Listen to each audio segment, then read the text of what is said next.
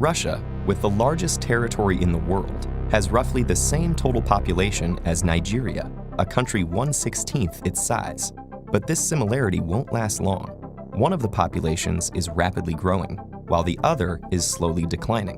What can this tell us about the two countries? Population statistics are some of the most important data social scientists and policy experts have to work with.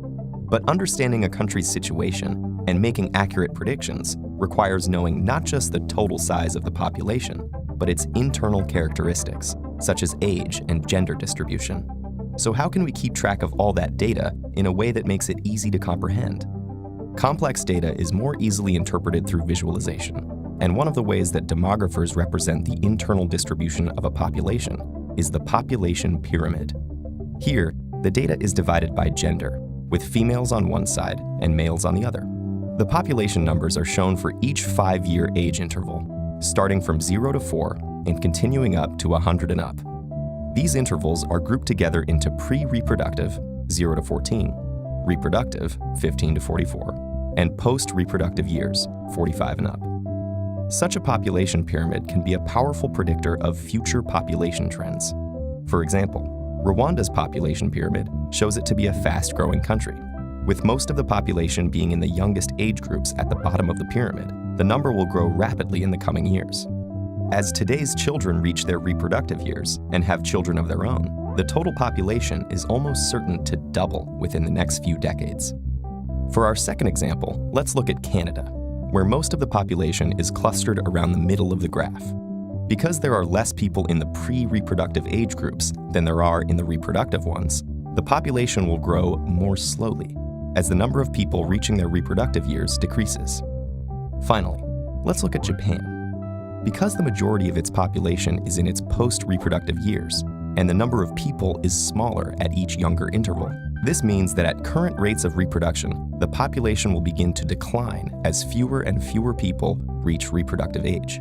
Comparing these three population pyramids side by side shows us three different stages in the demographic transition as a country moves from a pre-industrial society to one with an industrial or post-industrial economy. Countries that have only recently begun the process of industrialization typically see an increase in life expectancy and a fall in child mortality rates as a result of improvements in medicine, sanitation, and food supply, while birth rates remain constant, leading to a population boom. Developing countries that are farther along in the industrialization process begin to see a fall in birth rates due to factors such as increased education and opportunities for women outside of childrearing, and a move from rural to urban living that makes having large families less economically advantageous. Finally, countries in advanced stages of industrialization reach a point where both birth and death rates are low, and the population remains stable or even begins to decline.